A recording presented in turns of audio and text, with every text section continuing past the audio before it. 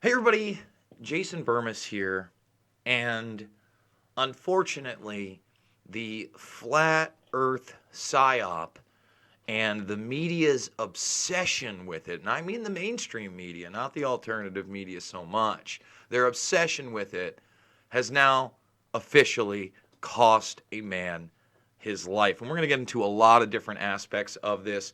But for those that are unaware, Mad Mike Hughes has died in a rocket ship, a homemade rocket ship, while being filmed. I think that this is actually the footage, so if you don't want to see it, look away. All right. I think this is it right here. He did not survive this.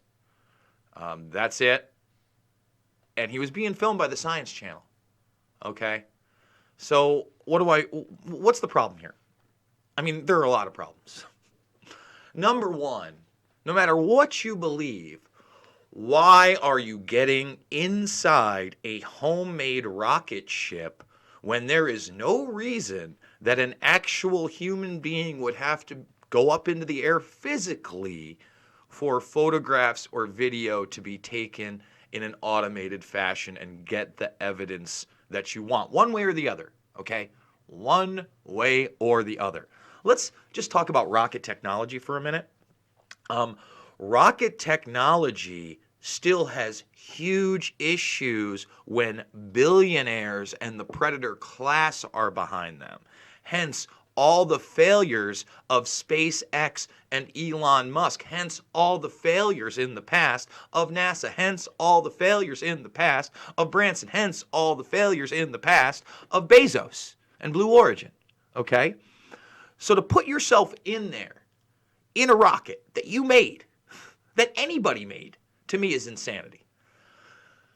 Now let's, again, talk about flat Earth for a moment. I've never come down really hard on the flat earthers. I obviously do not subscribe. But let's just chat about it for a second, right? I understand the frustration with people and not knowing what to believe scientifically, especially in 2020, when you have people who are behind space programs like Elon Musk saying things like what? Well, chances are we're in a simulation anyway. Oh, we're in a simulation. So now I want you to think about that. Mainstream science is pushing the simulation theory, and we're going to get into the multiverse theory in a minute as well, okay?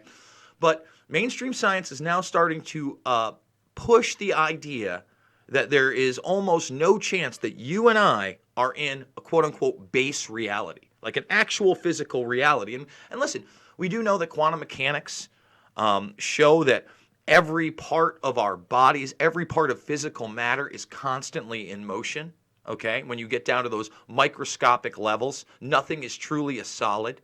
That when I press down on this table, no matter how hard I press on, there is literally no way I actually physically touch it. There's this small micro layer that never allows me to actually physically touch those things. However, when you think about a simulation theory, right, you can hearken to video games pretty easily. That's what our minds can comprehend, what we can compare. And when you think about something like GTA, or you think about something like Saints Row or Red Dead Redemption, etc., what do they call those? They call them sandbox games. You're in a sandbox. In other words, you just stop. So why would it be any different in a simulation, right? I mean, I guess it could be flat in a simulation. It could give the appearance of curvature. I just want to say this. I don't buy into those theories, okay? But I understand where people get frustrated and then start thinking other things. Now, let's go into the multiverse theory. Now, by its very nature of the multiverse theory, where every single thing has to happen, infinite possibilities across infinite worlds, infinite Jason Burmises doing infinite things. Okay, well, infinite Earths being infinite shapes, right? I mean, it's the multiverse theory. If you can dream it, it has to have been done. So once again, people have their vision clouded by all this mainstream disinformation.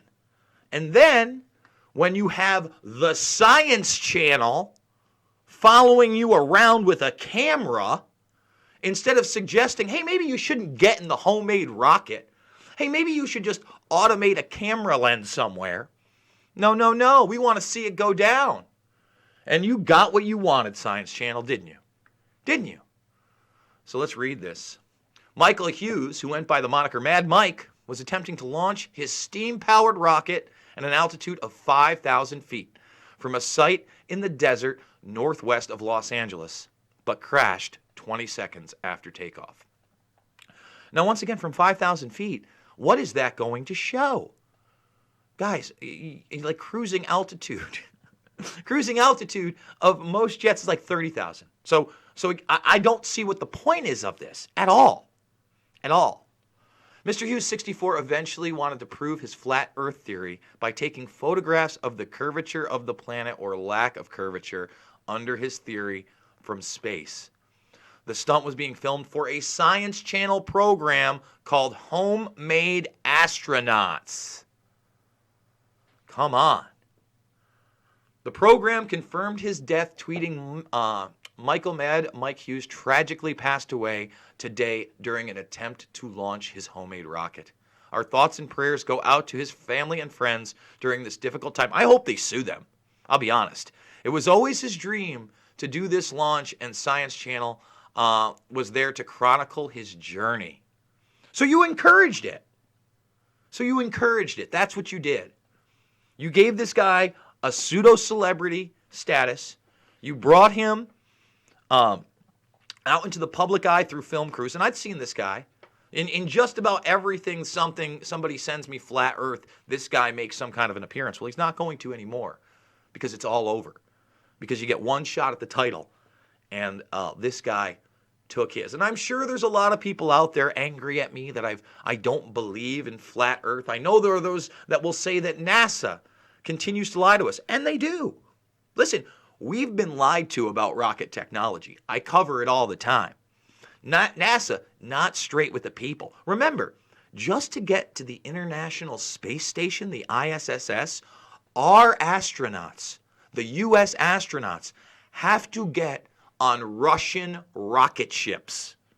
Go look it up. The U.S. just a couple months ago tried to launch some rockets up there, saying, we'll get our ISS guys up there, and we couldn't. Okay, space is really an international treaty. They can sit here and spit Russiagate at you all day and tell you that Poot is interfering with elections, but that's not how the world really works. And you can tell, Elon Musk can tell you that we're going to the moon, and we're going to Mars, and we're launching rockets. But all he's fucking doing is launching satellites for 5G. That's what he's doing. He's covering the Earth's orbit with satellites. So I get it. I know about Admiral Byrd. And a lot of people go, well, why can't you fly over Antarctica? I would be remiss if I told you I knew every reason, because I haven't been to Antarctica. I haven't been in the meetings. But if you believe, not what Byrd wrote, but if you believe the video footage that is out there from some of Byrd's trips, you can see that they want you to believe Antarctica is just one big ice block.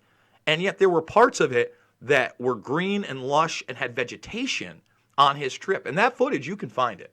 I should have played that footage here. That doesn't mean to me that the Earth is flat, by the way, guys. That doesn't mean that there's a giant ice wall. It just means that information has been controlled.